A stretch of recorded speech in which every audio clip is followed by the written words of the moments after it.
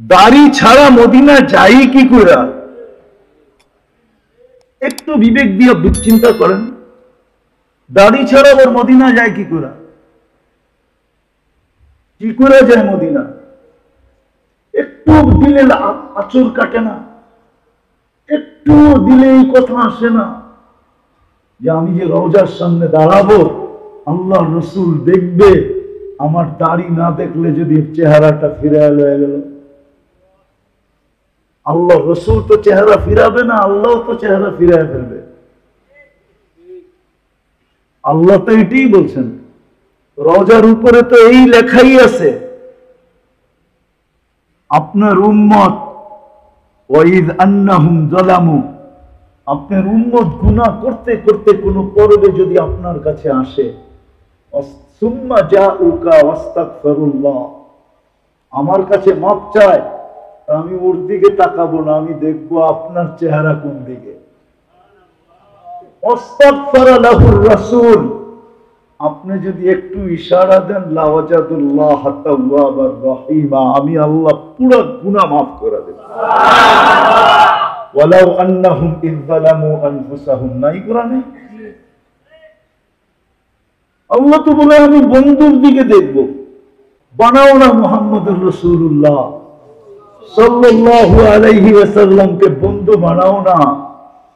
শুধু নাম শুনলে, আমি বিরোধিতা করতেছি না, শুধু নাম শুই না খালি চুমা দিয়া চোখে লাগাইলে হবে না, বন্ধু বানাও, বন্ধু।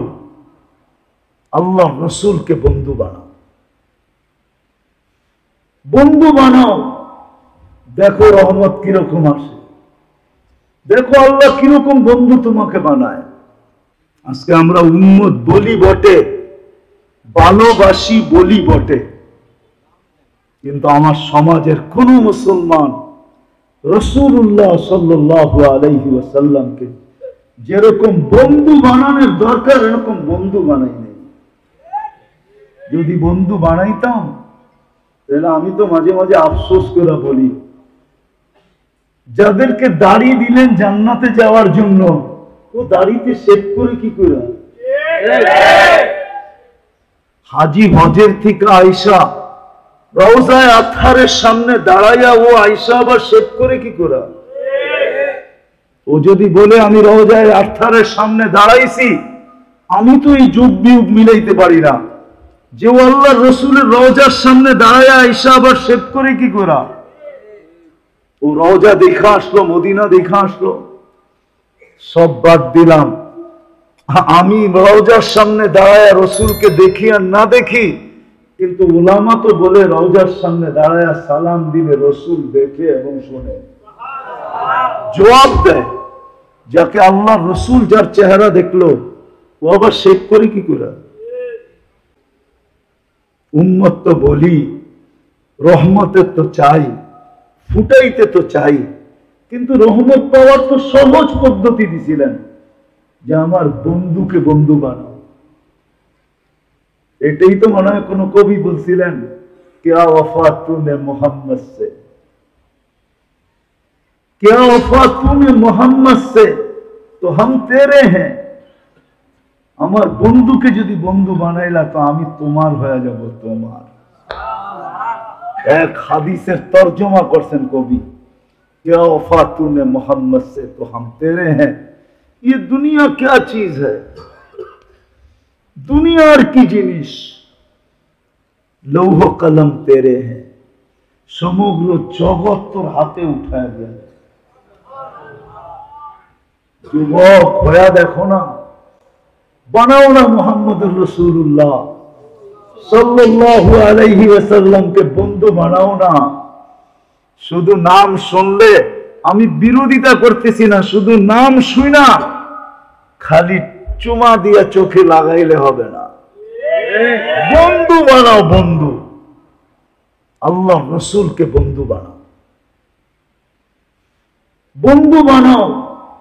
দেখো রহমত কিরকম আসে, দেখো আল্লাহ কিরকম বন্ধু তোমাকে বানায়, তখন মজাই অন্যরকম হবে। বললাম না, তখন সারা রাত্র কানবে আর বলবে, সবকো সোনে মে মজা আতা হ্যায়, या खाने में, हमें तो मजा आता है तेरे आगे रोने में। তখন কান্নায় মজা আসবে, তখন সারাদিন ভাববে আর কত জান্নাতে কবে যাব, কবে আল্লাহকে দেখব, কবে আল্লাহকে দেখব। এটাই মনে হয় কোন কবি লেখা গেছিলেন, কুমকুমিয়া হাবিবি কান্তানামু আজাবান লিল মুহিব্বি কাইফা ইয়ানামু। সত্য এটা। আজকে আল্লাহর রাসূলকে আমরা বন্ধু বানাই নাই। যদি বানাইতাম তাহলে আমার সমাজের চিত্র এরকম কেন হতো, মুসলমানের অবস্থা, উম্মতের অবস্থা এরকম কেন হতো? যাকে আরশে যায় বলেন না, ও মেরে দোস্ত, আপনাকে আমাকে আরশে যায় বলেন না। আর প্রমাণ দিতেছি আমি, আরশে যায় বলেন না। আল্লাহ আমাদেরকে সালাম দেন না, আল্লাহ বন্ধুকে সালাম দিছিলেন, আসসালামু আলাইকা আইয়ুহান নাবিয়্যু ওয়া রাহমাতুল্লাহি ওয়া বারাকাতুহু। কিন্তু আল্লাহ রাসূল সাথে সাথে বলছিলেন, আমাকে সালাম দিলেন উম্মত, উম্মত, উম্মত কোথায় আমার? তো বলছে, বন্ধু আপনিই বলেন উম্মতকে কতটুকু দিব? আল্লাহ রাসূল বলছে, ওয়া আলা ইবাদিল্লাহিস সালিহিন। এটা আল্লাহ রাসূল বলছে, আমাকে যতটুক দিছেন এতটুক আমার উম্মতকেও দেন, আমার উম্মতকে।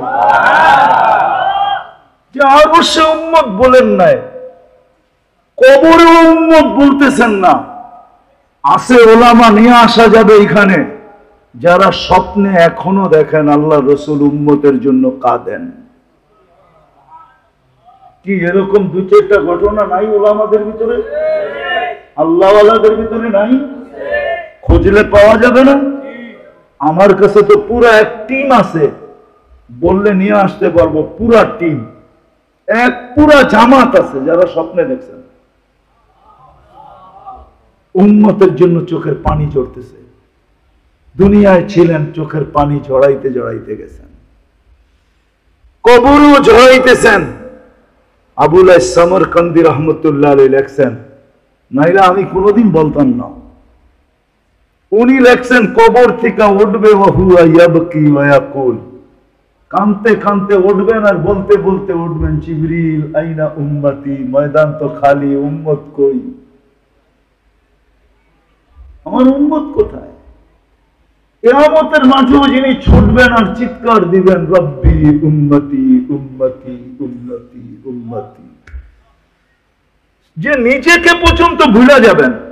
সমস্ত নবী রাসূলরা বলবে রব্বি নফসি নফসি নফসি নফসি নফসি নফসি। তো বুখারীর riwayate আছে, বুখারী শরীফের ভিতরে আছে, আমাদের নবীজি চিৎকার দিবে আর বলবে উম্মতি উম্মতি উম্মতি উম্মতি উম্মতি।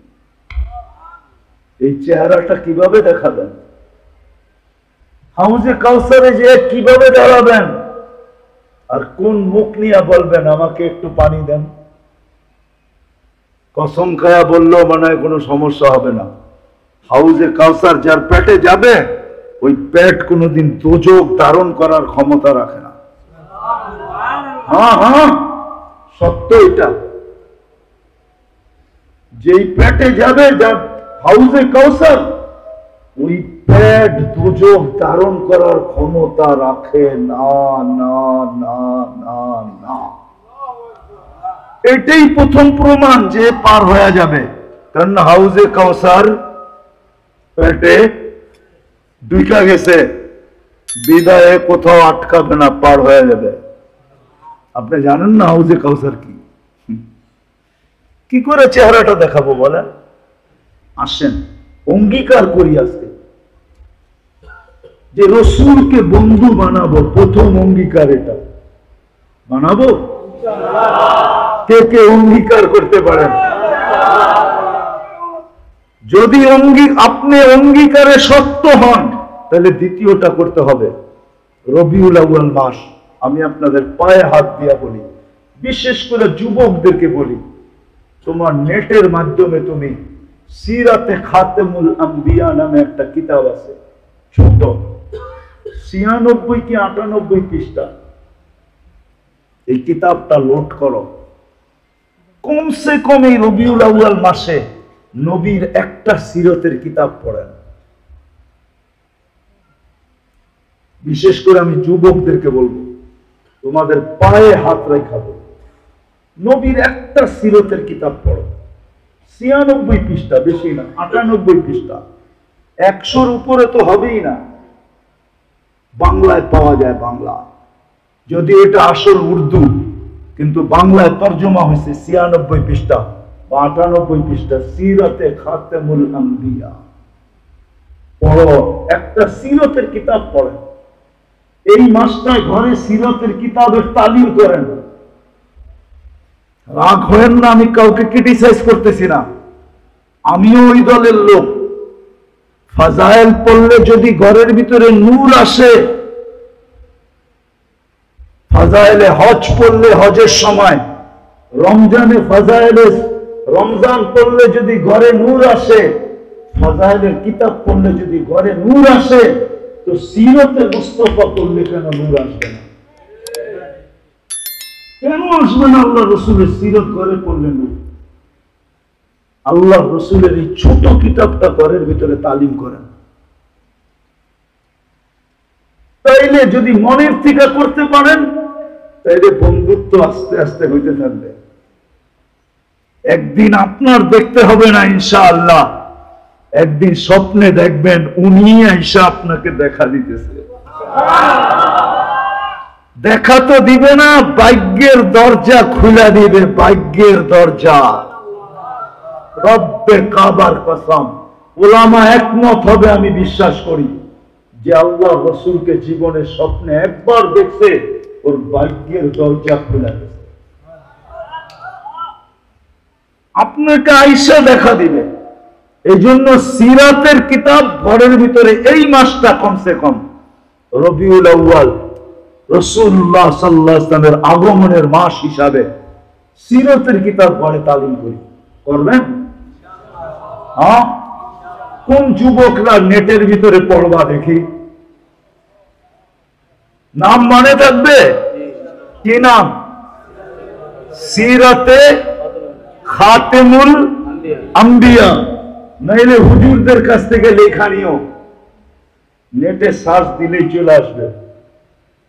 ডাউনলোড করো, বেশি খরচ হবে না, আমার বিশ্বাস 1 জিবিও খরচ হবে না, কয়েক এমবি খরচ হবে, কয়েক এমবি লোড করলে।